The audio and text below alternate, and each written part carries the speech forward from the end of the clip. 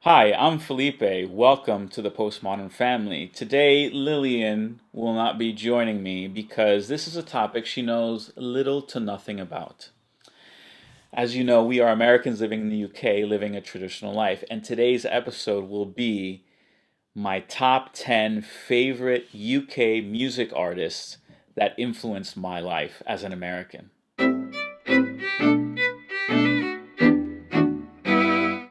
Number one, by far, the most influential band in my life growing up is the Beatles. I know that's probably so old hat, so expected, but when my dad was in secondary school, he had a Beatles Spanish band. So they would translate the lyrics of Beatles songs and they would play those songs in a cover band. And so we grew up, when my brother and I grew up, we grew up with Beatles songs being played not only by my dad on the piano, but also on the stereo system all the time. I mean, I know so many songs by heart, and they have such fond childhood memories. The number one song that it probably influenced my life would be Hey Jude. And I was always sentimental about girls and about finding the right one and making her feel loved and having her fall in love with me and the sort of pursuit and being married. So Hey Jude really struck a chord with me. It sort of told me to perk up, get courage, and pursue the woman of your dreams. And so that's probably my favorite. Number two is Rolling Stones. Now, it didn't have a direct influence on me as much as the Beatles, not nearly as much. The way my household viewed the Rolling Stones was as a competitive band. It was a competitor. It was kind of like your Ford Chevy competition. They were rivals. And in my house, you were either a Beatles fan or a Rolling Stones fan. You weren't both. So we always looked down on the Rolling Stones. So I knew them by reference to the Beatles. And even though I had a secret affection for you can't always get what you want, but sometimes you get what you need, that was like a mantra of my childhood, which is to say, don't throw tantrums. Like you're not always going to get what you want in life, but sometimes, once in a while, you will get what you need, and you should be thankful for that. So I really enjoyed that song. Number three is, of course, Sir Elton John, who was just Elton John back then. By the way, all these songs that influenced my life as a kid were by way of my dad and uncles, his brothers. And so they listened to Elton John, and we would watch his music videos. And I just remember the kooky glasses, the crazy suits, very stylized, and the voice was just very effective, a very lovely voice to listen to. And if I were to name the top song that was in my life, it would have to be "Hold Me Closer, Tiny Dancer." Hold me closer, tiny dancer. I don't know why. I don't even remember the significance of that song, but it just sticks in my head.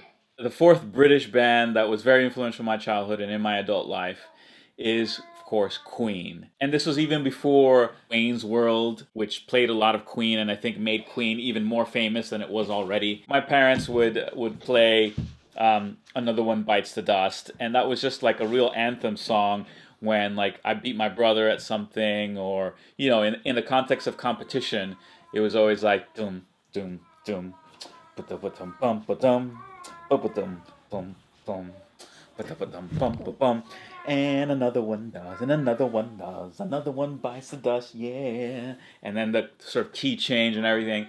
It's just a great song, really effective in my childhood.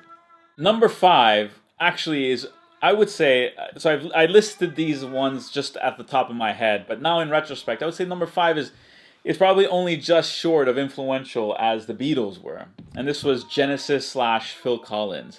For whatever reason, my parents, my dad, and my uncles just adored, loved Phil Collins.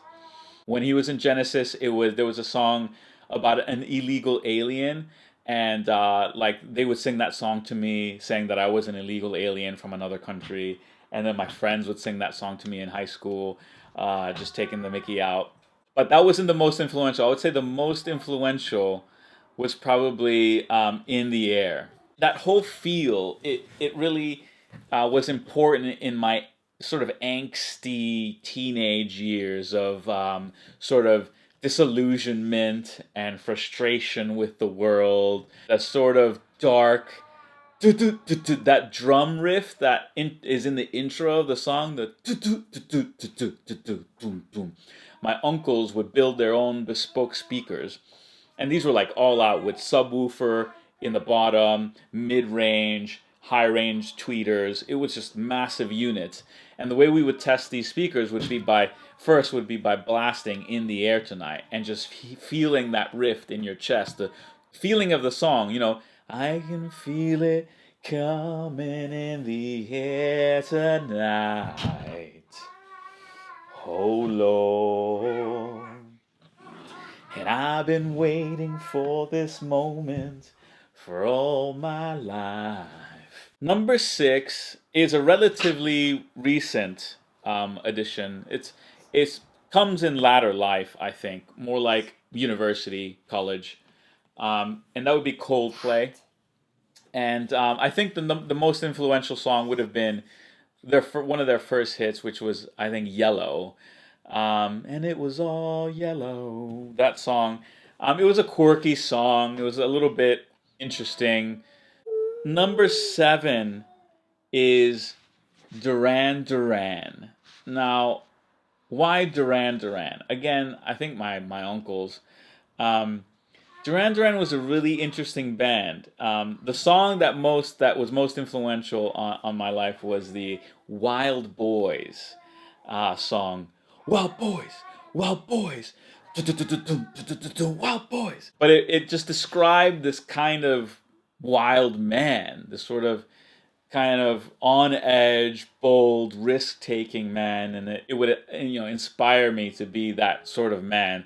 Whether that's the case now or not is besides the point. But at the time, that's what it did. Number 8, probably on par with Genesis and Phil Collins, is The Police. The Police and Sting, but more so The Police than Sting. Blend of Jamaican with rock. The top song that influenced me for that would probably be Roxanne, which was made more famous in that silly musical Moulin Rouge. I knew Roxanne way before. It had this somber mood about talking to a woman that she didn't need to sell her body.